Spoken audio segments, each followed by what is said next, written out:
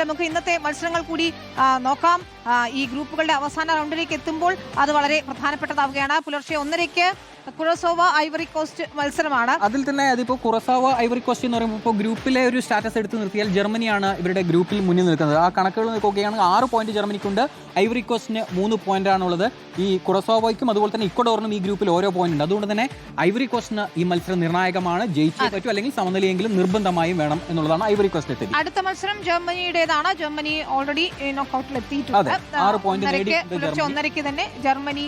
ഇവിടെ ജീവമരണ പോരാട്ടം എന്ന് പറയുന്നത് ഇക്വഡോറിനാണ്. ജയിച്ചേ പറ്റൂ, തോറ്റു കഴിഞ്ഞാൽ പണിയാണ് എന്നുള്ളത്. ഇനി അടുത്ത ഗ്രൂപ്പ് നോക്കുക, നെതർലാൻഡ്സ് മത്സരമാണ്. ഈ ഗ്രൂപ്പ് വളരെ ടൈറ്റ് ആയിട്ടുള്ള ഒരു ഗ്രൂപ്പാണ്. കാരണം ഇതിൽ 2ാം സ്ഥാനക്കാരായി പോകുന്ന ടീം മിക്കവാറും ബ്രസീലിന്റെ എതിരാളികളായി വരും എന്നുള്ളത് കൊണ്ട് തന്നെ നെതർലാൻഡ്സിന് ഗ്രൂപ്പ് ചാമ്പ്യന്മാരാകണം എന്നുള്ളതാണ്. നെതർലാൻഡ്സും ജപ്പാനും ഇപ്പോൾ ഒരേ പോയിന്റ് ആണുള്ളത്. അതുകൊണ്ട് തന്നെ ടുണീഷ്യക്കെതിരെ ജയിക്കുക എന്നുള്ള ഒറ്റ ലക്ഷ്യം മാത്രമേ ഉണ്ടാകൂ. ഇനി അടുത്ത മത്സരം എന്ന് പറയുന്നത് ഇതേ ഗ്രൂപ്പിലെ അടുത്ത മത്സരം ജപ്പാന്റേതാണ്. ജപ്പാൻ സ്വീഡൻ മത്സരമാണ്. സ്വീഡൻ മത്സരം അതിട്ടൊരു ടൈറ്റ് മത്സരമാകും. വേഗമേറിയ ഒരു മത്സരം കാണാൻ കഴിയും. കാരണം ഈ ലോകകപ്പിൽ ഇതുവരെ ജപ്പാൻ വളരെ വേഗമേറിയ നീക്കങ്ങൾ നടത്തിയിട്ടുണ്ട്, എതിരാളികളെ അമ്പരപ്പിക്കുന്നുണ്ട്. അവിടെയാണ് ദക്ഷിണ കൊറിയയുടെ കാര്യം പറയേണ്ടത്. ആദ്യ മത്സരം ജയിച്ചു തുടങ്ങിയ ദക്ഷിണ കൊറിയ പക്ഷേ നിരാശപ്പെടുത്തുകയാണ്. ഇന്നത്തെ ദിവസം സൗത്ത് ആഫ്രിക്കയുടേതായിരുന്നു, അവർ ചരിത്രം കുറിച്ചു എന്നുള്ളതാണ്. ഏതായാലും നമുക്കിനി നെതർലാൻഡ്സിന്റെ കാര്യമാണ് പ്രധാനപ്പെട്ട മത്സരമാണ്. നെതർലാൻഡ്സ് ഗ്രൂപ്പ് ചാമ്പ്യന്മാരായാൽ ബ്രസീലുമായുള്ള മത്സരം അവർക്ക് ഒഴിവാക്കാനാകും. അപ്പോൾ നിർണായക മത്സരത്തിൽ എങ്ങനെയാകും നെതർലാൻഡ്സ് ഇറങ്ങുക എന്നതാണ് നമുക്ക് നോക്കേണ്ടത്. പതിപോലെ മൈതാനത്തേക്ക് പോകാം. ലൈനപ്പ് പറയാം. എങ്ങനെയായിരിക്കും ഇന്നത്തെ മത്സരത്തിൽ ടീമിനെ പരിശീലകൻ ഡച്ച് ടീമിനെ ഇറക്കുക എന്നുള്ളതാണ്. ഓറഞ്ച് വസന്തം വിരിയുമോ, ഓറഞ്ച് പട അങ്ങനെ തയ്യാറായി നിൽക്കുകയാണ്. നമ്മൾ വീണ്ടും റോബോട്ടിക് ട്രെയിനിൽ ഉയർന്ന സ്റ്റേഡിയത്തിന്റെ മുകളിലേക്ക് എത്തിയിരിക്കുകയാണ്. ഏതായാലും കഴിഞ്ഞ ദിവസം ഒക്കെ കയറിയത് കൊണ്ട് തന്നെ ആ പേടി മാറി. നെതർലാൻഡ്സിനെ പോലെ തന്നെ ഞാൻ വാശിയിൽ ഇവിടെ നിൽക്കുകയാണ്. നമുക്ക് ടീമിന്റെ ലൈനപ്പിലേക്ക് പോകണം. അങ്ങനെയാണെങ്കിൽ താഴെ ഇറങ്ങി നമുക്ക് ഗോൾ കീപ്പർ മുതൽ ഓരോ താരങ്ങളിലേക്ക് വളരെ വേഗത്തിൽ നമുക്ക് നീങ്ങാം. ക്രെയിനിൽ നിന്ന് റോബോട്ടിക് ക്രെയിനിൽ നിന്ന് താഴേക്ക് പതുക്കെ ഇറങ്ങിക്കഴിഞ്ഞു. ഇനി നമ്മൾ ആദ്യം ഗോൾ കീപ്പറിലേക്ക് അതിവേഗം പോവുകയാണ്. അവിടെ ബ്രൈറ്റന്റെ ഗോൾ കീപ്പർ നമ്മുടെ മുന്നിൽ നിൽക്കുകയാണ്. ബ്രൈറ്റൻ താരമായിട്ടുള്ള വെർബ്രൂഗൻ തന്നെ ആയിരിക്കും ഏതായാലും ഗോൾ വലയ്ക്ക് മുന്നിൽ ക്രോസ് ബാറിന് കീഴിൽ ഉണ്ടാവുക എന്നുള്ള കാര്യത്തിൽ തർക്കമില്ല. വെർബ്രൂഗൻ തന്നെയായിരിക്കും ഗോൾ കീപ്പിംഗിൽ ഉണ്ടാവുക. അക്കാര്യത്തിലൊന്നും അവരുടെ ആശങ്കയില്ല. ഇനി നമുക്ക് റൈറ്റ് വിംഗ് ബാക്ക് മുതൽ ഓരോ പൊസിഷൻ നോക്കാം. റൈറ്റ് വിംഗ് ബാക്കായി കളിക്കാൻ പോകുന്നത് ഡംഫ്രീസ് തന്നെയായിരിക്കും. ഡംഫ്രീസ് അദ്ദേഹം ഇംഗ്ലണ്ട് താരമാണ്, ഇറ്റാലിയൻ ലീഗിൽ കളിക്കുന്നതാണ്. അത് ഈ ഫ്രാൻസിന്റെ ഒക്കെ കാര്യം പറയുന്ന പോലെ ഓരോ പൊസിഷനിലും ലോകോത്തര താരങ്ങളെ എടുക്കാനുണ്ട് നെതർലാൻഡ്സിന് എന്നതാണ്. അതാണ് നെതർലാൻഡ്സിന് വലിയ പ്രതീക്ഷയും അതുകൊണ്ട് തന്നെയാണ്. ബ്രസീലിന്റെ എതിരാളികളായി എത്തിയില്ലെങ്കിൽ ഒരുപക്ഷെ അടുത്ത ഘട്ടത്തിലേക്ക് വേഗം മുന്നേറാം എന്നൊരു പ്രതീക്ഷ അവർ വയ്ക്കുന്നതും അതുകൊണ്ട് തന്നെയാണ്. നമുക്ക് ഇനി സെൻട്രൽ ഡിഫൻസിലേക്ക് പോകാം. നമ്മൾ റൈറ്റ് ബാക്കിൽ നിന്ന് ഇനി സെൻട്രൽ ഡിഫൻസിലേക്ക് പോവുകയാണ്. അവിടെ വെർജിൻ വാൻ ഡൈക്ക് നയിക്കുന്ന ആ ഒരു സംഘത്തിൽ അദ്ദേഹത്തിന്റെ കൂട്ടാളിയായി സെൻട്രൽ ഡിഫൻസിൽ അദ്ദേഹത്തിന്റെ പങ്കാളിയായി വാൻ ബെക്കെ ഉണ്ടാകും. Jean Paul van Bekke. അദ്ദേഹം ടോട്ടനത്തിന്റെ താരമാണ്, ടോട്ടനത്തിന് വേണ്ടി കളിക്കുന്ന താരം. അദ്ദേഹം വാൻ ഡൈക്കിനൊപ്പം തന്നെ സെൻട്രൽ ഡിഫൻസിൽ ശക്തമായ സാന്നിധ്യമായി ഇന്നത്തെ മത്സരത്തിലും ഉണ്ടാകും. ഒപ്പം തന്നെ ഇനി നമുക്ക് സെൻട്രൽ ഡിഫൻസിലെ അടുത്ത താരം, അത് പ്രത്യേകിച്ച് എടുത്തു പറയേണ്ടതില്ല, വാൻ ഡൈക്ക് തന്നെയാണ്. നായകനാണ് വാൻ ഡൈക്ക്. ലിവർപൂളിന്റെ വൻമതിലായി നിൽക്കുന്ന വാൻ ഡൈക്ക് അവിടെ ഉണ്ട്. ഇനി നമുക്ക് ലിവർപൂൾ ഫാൻസിനെ സംബന്ധിച്ചിടത്തോളം വാൻ ഡൈക്ക് ഇഷ്ട താരമാണ് എന്ന് പറയണം.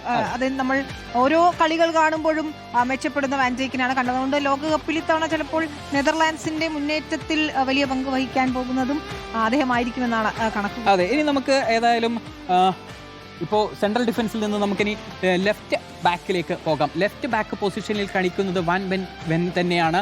അദ്ദേഹം ടോട്ടനത്തിന്റെ താരം തന്നെയാണ്. വാൻ ടെ വെൻ അദ്ദേഹം ആദ്യ ലെവലിൽ സ്ഥാനം ഉറപ്പിക്കുകയാണ്. ഇനി നമുക്ക് അദ്ദേഹത്തിൽ നിന്ന് മധ്യനിരയിലേക്ക് വളരെ വേഗം വരാം. മധ്യനിരയിൽ 3, അതായത് 4-3-3 എന്നുള്ള ശൈലിയിലാണ് പരിശീലകൻ ഏതായാലും ഡച്ച് ടീമിനെ ഇറക്കാൻ പോകുന്നത് എന്നാണ്. റേഞ്ചേഴ്സ് ആയിരിക്കും മധ്യനിരയിൽ വരുന്ന, അതായത് മധ്യനിരയിൽ ഇടതുവശത്ത് കളിക്കുന്നത് ഏതായാലും റേഞ്ചേഴ്സ് തന്നെയാണ്.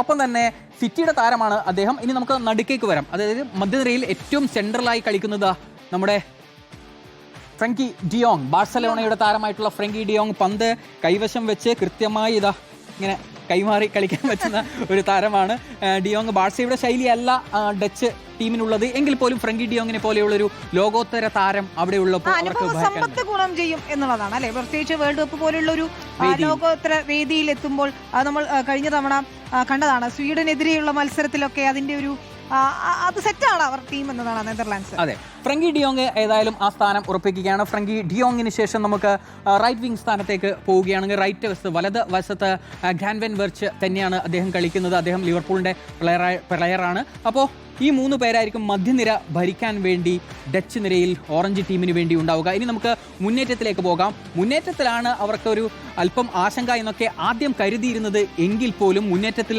ഇപ്പോൾ കാര്യങ്ങളൊക്കെ മാറുകയാണ്. മാലൻ അവിടെയുണ്ട്. മാലൻ ഏതായാലും ഫോമിൽ തന്നെയാണ്. അദ്ദേഹം വലതുവശത്ത് കളിക്കും. ഇനിയിപ്പോൾ സെൻട്രൽ സ്ട്രൈക്കറായി ആരാണ് വരുന്നത്? മാലനൊപ്പം നമുക്ക് സെൻട്രൽ സ്ട്രൈക്കറായി കളിക്കാൻ പോകുന്നത് ആരാണ് എന്നുള്ളത് കൂടി നമുക്ക് നോക്കാം. മാലൻ കഴിഞ്ഞാൽ അടുത്ത പൊസിഷനിലേക്ക് നമ്മൾ നീങ്ങുമ്പോൾ അവിടെ ബ്രോബെ തന്നെയായിരിക്കും. ഗോൾ അടിച്ച് കൂട്ടുകയാണ് അദ്ദേഹം. ഏതായാലും നല്ല ഫോമിലാണ് കളിക്കുന്നത്. ഇരട്ട ഗോളല്ലേ കഴിഞ്ഞ തവണ സ്വീഡനെതിരെ ഇരട്ട ഗോൾ നേടിയ താരമാണ്. അതുകൊണ്ട് തന്നെ ഫോമിലാണ്. ഇനി ഒപ്പം തന്നെ ബ്രോബയ്ക്കൊപ്പം ഇടതുവശത്തു നിന്ന് വളരെ വേഗത്തിൽ പന്തെത്തിക്കാനുള്ള അടുത്ത താരം ഇടത് വിങ്ങറായി അല്ലെങ്കിൽ സ്ട്രൈക്കറായി കളിക്കാൻ പോകുന്നത് ഗാക്പോ ആയിരിക്കും. ഗാക്പോ ഏതായാലും ലിവർപൂളിന് വേണ്ടി നല്ല രീതിയിൽ പന്ത് തട്ടുന്നു. കഴിഞ്ഞ മത്സരത്തിലും ഇരട്ട ഗോൾ നമ്മൾ നേരത്തെ പറഞ്ഞ പോലെ സ്വീഡനെതിരെ ഇവർ രണ്ടുപേരുടെ ഇരട്ട ഗോളായിരുന്നു. അന്ന് ഗോൾ അടിച്ചു കൂട്ടുകയായിരുന്നു. 5 ഗോളങ്ങാനാണ് അന്ന് വന്നത്. അപ്പോൾ ഡച്ച് ടീം ഇങ്ങനെ ആകാനാണ് സാധ്യത. ഇതിലേതാണ് അന്തിമ 11 മത്സരത്തിന് തൊട്ട് മുന്നെയാണ് വരിക. ഇപ്പോൾ നമ്മുടെ ഒരു പ്രഡിക്ഷൻ എന്നുള്ള നിലയിലാണ്. കാരണം ഇപ്പോൾ ടീം ഓക്കെയാണ്. ആദ്യ മത്സരത്തിലെ സമനിലയുടെ ആ ഒരു ആശങ്കയിൽ നിന്ന് മുന്നോട്ട് വന്നിട്ടുണ്ട്. രണ്ടാം മത്സരത്തിൽ തകർപ്പൻ ചെയ്യാം. ഇനി ഇന്നത്തെ 5-1 ഗോൾ നില അതായിരുന്നു. അപ്പോൾ ഏതാണ്ട് അതിനോട് ഒത്തുനിൽക്കും എന്ന് തന്നെ നമുക്ക് പ്രതീക്ഷിക്കാം. അപ്പോൾ ഇതാ വീണ്ടും ഏതായാലും 4-3-3 അതായത് ശൈലി എന്ന് നമ്മൾ പ്രതീക്ഷിക്കുകയാണ്. അപ്പോൾ എന്തായാലും ആവേശകരമായിരിക്കും നെതർലാൻഡ്സിന്റെ മത്സരം. ഗ്രൂപ്പ് ചാമ്പ്യന്മാരാകണം അവർക്ക്. എങ്കിൽ മാത്രമേ ബ്രസീലിനെ ഒഴിവാക്കിക്കൊണ്ട് മുന്നോട്ട് പോകാൻ കഴിയൂ. ഇതാ സ്റ്റേഡിയത്തിന്റെ മുകളിൽ നിൽക്കുകയാണ് നമ്മൾ. യഥാർത്ഥത്തിൽ അതെ, എന്ത് ഭംഗിയാണ്. സത്യത്തിൽ ഞാനിപ്പോൾ ഒരു വാർത്ത വായിക്കുകയായിരുന്നു. കാനഡയിലേക്കൊക്കെ അല്ലെങ്കിൽ അമേരിക്കൻ വിസയൊക്കെ ഒരുപാട് മലയാളികളാണ് അത്ര കൂടുതൽ അപേക്ഷിച്ചത്. ഈ കഴിഞ്ഞ വർഷം അതായത് വേൾഡ് കപ്പിന് പോകാൻ മുന്നിൽ കണ്ടുകൊണ്ട് ഒരുപാട് പേർ വിസ അപേക്ഷിച്ചെങ്കിലും പലതും റിജക്റ്റ് ആയി. അവിടുത്തെ കർശന നിയമങ്ങൾ ഇതായിട്ടുണ്ടാവും. നമ്മൾ കഴിഞ്ഞ തവണ ഖത്തറിൽ അതായിരുന്നില്ല സ്ഥിതി. ഒരുപാട് പേർ വിസ കിട്ടി മത്സരം കാണാനെത്തിയിരുന്നു. അതുകൊണ്ട് ഏതായാലും ഇതാ നമ്മുടെ സ്റ്റേഡിയം ഇങ്ങനെ തല വിരിച്ച് നിൽക്കുകയാണ്.